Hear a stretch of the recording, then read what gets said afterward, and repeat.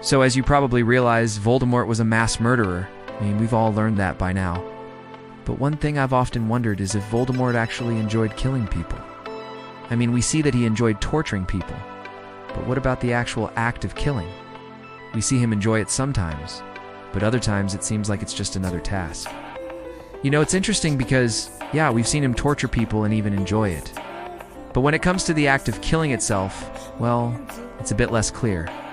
Let's take the killing of Charity Burbage, for instance.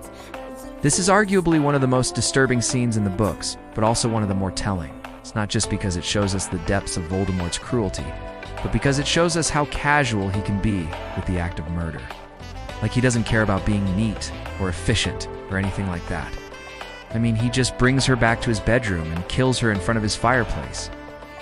And then immediately after, it's like it never happened. He casually talks about how comfortable his new house is and how nice it is to finally have servants again. I mean, you can tell that he wants to show off his magical abilities to his Death Eater followers, but that's not what drives him to kill her. He just thinks she's an obstacle and gets rid of her. And that's not necessarily the picture of someone who enjoys killing. It's just the picture of someone who needs to get rid of obstacles. But then other times, like when he kills Bertha Jorkins, it's clear that he takes great pleasure in it. It's almost playful, you could say. But then he kills Dumbledore, and you can tell that that's more than just a pleasure. It's personal, you know, it's vindictive. In fact, Dumbledore's death is the first time we actually hear Voldemort laugh out of pure evil glee.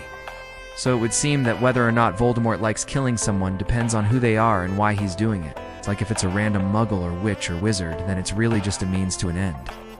But if it's someone that he views as a rival or a threat, then yes, he'll definitely enjoy it. So does that mean that he has a taste for murder? Maybe not exactly. I think it's more that Voldemort derives pleasure from the idea of murder, you know, from the power he gains by eliminating threats. Basically, for Voldemort, killing isn't about the act itself. It's about what that act represents. Okay, so let's shift gears a bit and talk about something that many of you might not know about me. Ever since I was young, I've struggled with anxiety and depression. I mean, I've always felt so much. And looking back, I realized that a lot of that was overwhelming for me. But over the years, I've learned to use my feelings and emotions to my benefit. In fact, I've become very passionate about psychology and human behavior. I just wish I had someone to guide me through it all back then, but thankfully there's BetterHelp. BetterHelp is a platform that helps connect you with licensed professional counselors via video call, phone call, or text message. When it comes to finding the right therapist for you, compatibility is crucial. So BetterHelp's algorithm matches you with the right counselor based on your needs, preferences, and goals. And if you ever feel like you two aren't a good fit, remember that BetterHelp makes it easy to switch to a new therapist within their platform at no additional cost.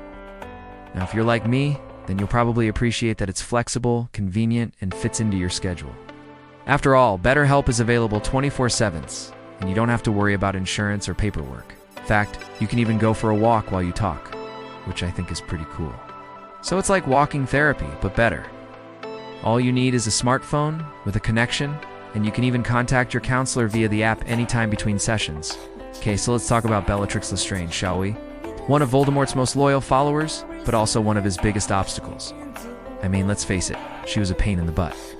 I mean, I love Helena Bonham Carter's portrayal of her, but I can't deny that Bellatrix was a constant thorn in Voldemort's side. She challenged him. She questioned him. She drove him crazy. And even when she was wrong, she was still so determined and steadfast that Voldemort couldn't help but be impressed. In fact, in the book, when Voldemort is furious with Hermione for using a bogus spell against him, he hears Bellatrix in the background saying she used an imperfect and amateurish charm. But I am certain it was intended to do harm to Lord Voldemort. And then Voldemort says this: "You are right, she meant me deadly harm. But that is no matter. None can do me deadly harm." By now he was speaking quietly, but his eyes gleamed. Only one of them had the true spirit of the Death Eater about her. Only one of them had dared to defy the mark. He looked from Bella to the others, and slowly his dark lips curved into a smile. And this is just one example, how Bella could drive Voldemort mad. I mean, she constantly annoyed him, didn't she? But he also recognized her bravery. He knew that she would never back down. And in a weird way, that respect made her an obstacle. I mean, when she helped the escape of the trio in Order of the Phoenix, He wanted to kill her. I mean, he praised her for her efforts, but he was ready to punish her. And it was until he heard her reasoning and understood her point of view that he decided against it. He knew that killing her would damage his reputation among the Death Eaters and undermine his authority. And for someone who thrives on power and control, that was unacceptable. However, despite the fact that he didn't kill her, I think it is safe to say that Bella was one of the few people who annoyed him enough to make him consider it. And that in itself is pretty impressive, don't you think? Another great example is Neville Longbottom. I mean, come on, this kid was like the bane of Voldemort's existence. From the moment he first laid eyes on Neville, Voldemort knew he was trouble. I mean, who does this guy remind you of? That's right, his dad. One of the people responsible for putting Voldemort back in his grave. And from the moment he found out about the prophecy, Voldemort knew that Neville was a threat. He could be the one who ends him. But Neville surprised him, didn't he?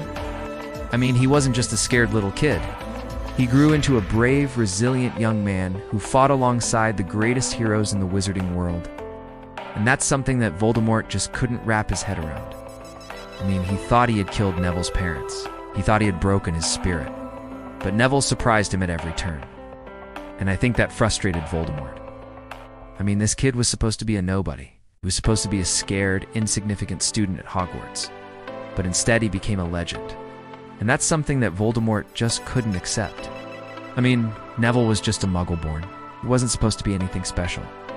Yet he managed to defeat Voldemort, to destroy the last Horcrux inside of him. And that's not something that Voldemort could just brush off or ignore. I mean, Neville was the one who proved that blood status didn't matter. That it didn't matter if you were born into a pure blood family or not. What mattered was your heart, your courage, and your will to fight.